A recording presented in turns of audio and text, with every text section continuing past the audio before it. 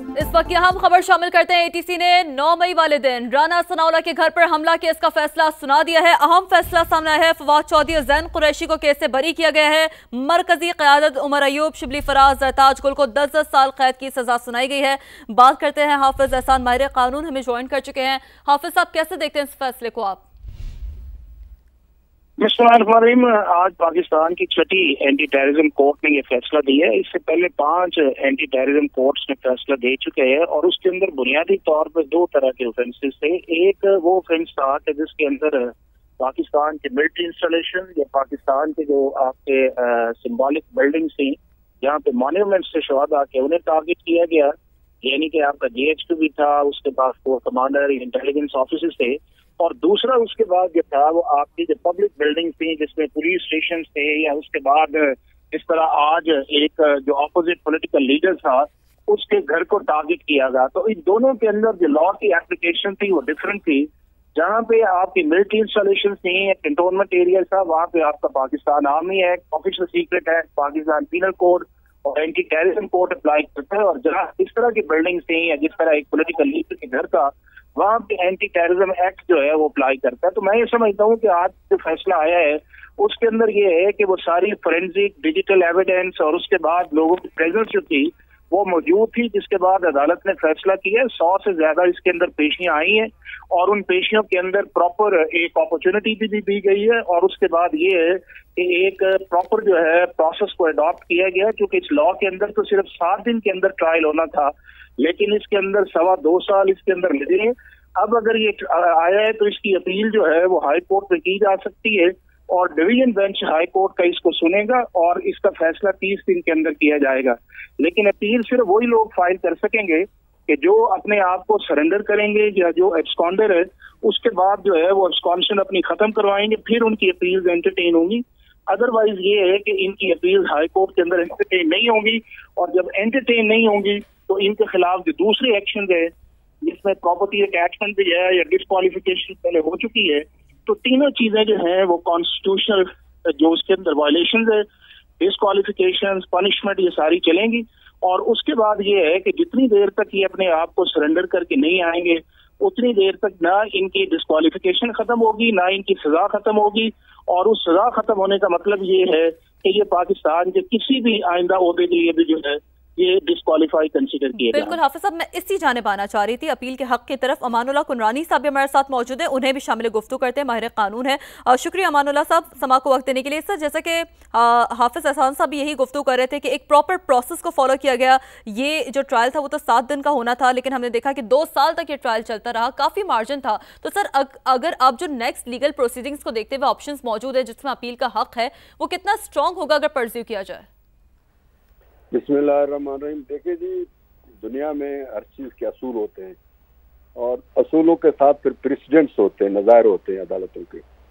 अब दुनिया का जो सबसे बड़ा असूल ये है, गोल्डन प्रिंसिपल जिसको कहते हैं, वो ये है कि 100 गुनाहगार जो है छूट जाएं मगर कोई एक बेगुनाह जो है सजा ना हो।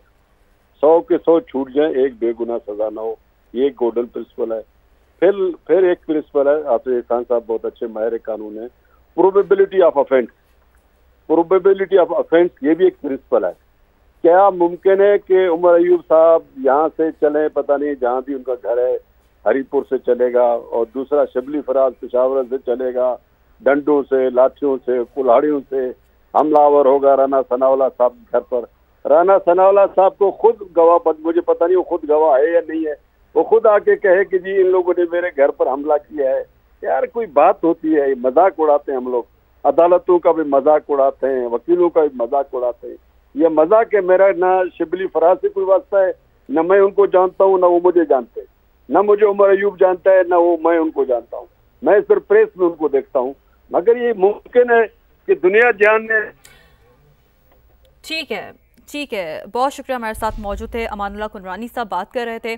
और केस में आपको बताएं कि राय हसन नवाज, राय मुर्तज़ा इकबाल को भी 10-10 साल की सज़ा सुनाई गई है। अशरफ सोना, फरखंदा कोकब को भी 10-10 साल कैद की सज़ा सुनाई गई है। शेख राशिद शफीक, कवैश ओज़ब, अहमद चट्ठा, बिलाल एजाज को भी 10-10 साल की सज़ा सुनाई गई है। केस में 34 मुलज़मान को बरी किया गया है। 16 मुजरिमान को 3 साल कैद की सज़ा सुनाई गई है।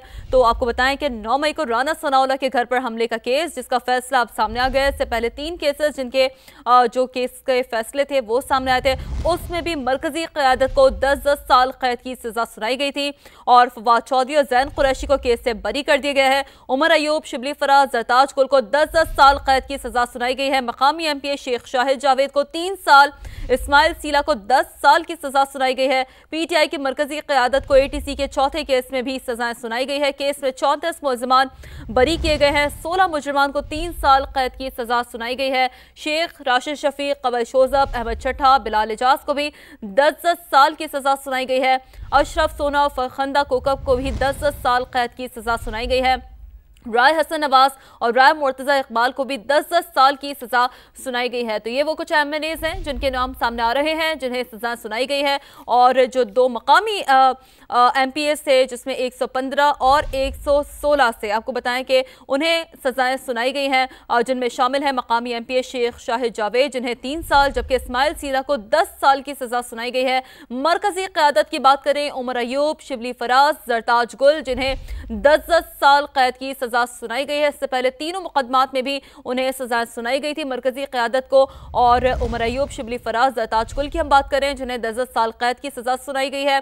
मकामी एमपीए शेख शाहिद जावेद को 3 साल, इस्माइल सीला को 10 साल की सजा सुनाई गई है। पीटीआई की मरकजी क़यादत को एटीसी के चौथे केस में भी सजाएं हुई हैं और केस में 34 मुलज़मान को बरी किया गया है।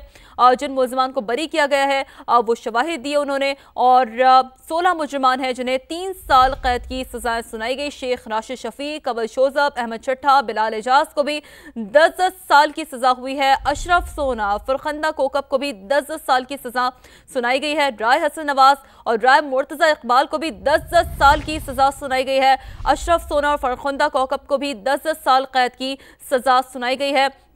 तो 9 मई को राना सनाउल्लाह के घर पर हमले का केस, जिसका फैसला सुना दिया गया है।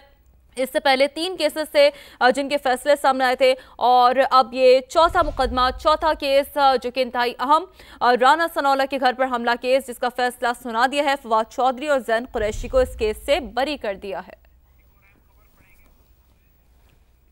एक और अहम खबर शामिल करते हैं। जद्दा में ओआईसी वज़ीर ख़ारजा का इजलास, नायब वज़ीर आज़म इसहाक़ डार पाकिस्तान की नुमाइंदगी कर रहे हैं और तुर्क और सऊदी वज़ीर ख़ारजा का ओआईसी इजलास से खिताब। सऊदी अरब का गज़ा में इमदाद की फराहमी यकीनी बनाने पर जोर। गज़ा में फौरी जंगबंदी, इमदाद की सप्लाई यकीनी बनाने का भी मुतालबा सामने आ रहा है। ग्रेटर इसराइल मंसूबे को मुस्तरद करते हैं सऊदी वज़ीर ख़ारजा ने यह कहा है। मगरबी किनारे में यहूदी बस्तियों का क़याम मंजूर नहीं, सऊदी वज़ीर ख़ारजा की जानिब से यह कहा गया। आज़ाद फ़लस्तीनी रियासत का क़याम इंतहाई ज़रूरी करार दिया गया। 2 रियासती हल के लिए बैनुल-अक़वामी इत्तफ़ाक़ी राय का खैर मकदम करते हैं। गज़ा में इसराइली हमलों का सिलसिला जारी है। तुर्क वज़ीर ख़ारजा की जानिब से इस अहम खिताब में अपने ये कहा गया और गज़ा में इसराइली कब्ज़े का मनसूबा नाक़ाबिले क़बूल करार दिया गया है। तुर्क वज़ीर ख़ारजा की जानिब से हम फ़लस्तीनी अवाम और उनके हक़ूक़ के साथ खड़े हैं। तुर्क वज़ीर ख़ारजा का ये कहना था, हमें 2 रियासती हल के हुसूल की उम्मीद है। तुर्क वज़ीर ख़ारजा ने ऐसा कहा। गज़ा में क़हत इंसानियत के खिलाफ जुर्म करार दिया गया है।